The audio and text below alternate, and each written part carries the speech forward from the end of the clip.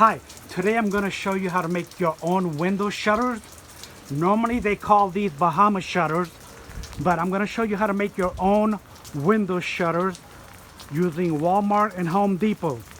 By making your own window shutters, you'll be preventing the sun from hitting your window, thereby reducing the heat in your house and reducing the electricity in your house.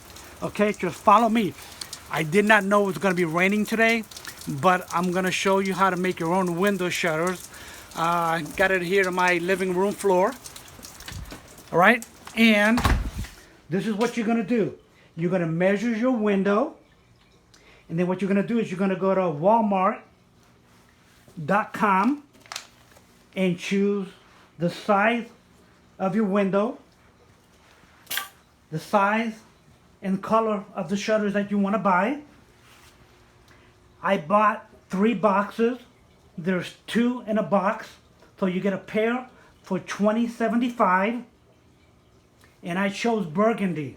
Now these are 15 by 43, and my window was 75 by 43. So I purchased 3 boxes, and I only needed 5. And what I did was use a sheet metal screw. I screw the top, I screw the middle, and I screw the bottom. I did the same for all of them.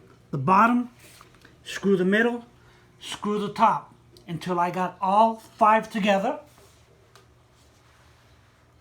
And then what you're going to need is something that's called stainless steel continuous piano hinge. I purchased this one on eBay from Taco Metals. This one was 1 inch and 1/2 wide by 72 inches long, and it was only $33.87 from Taco Metals on eBay.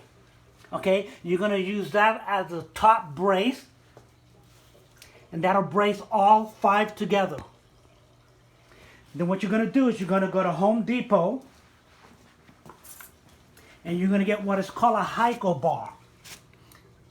These Hyco bar are galvanized metal, and that's going to brace the bottom.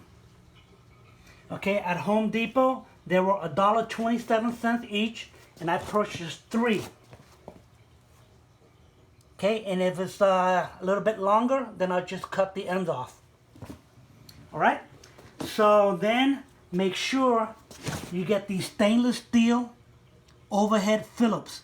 These sheet metal screws, make sure you get enough because there's a lot of holes that you need to screw in on the bottom to brace it, and a lot of holes from the continuous piano hinge on the top. Okay, then what you're also going to get, you need to get these large awning camel brackets.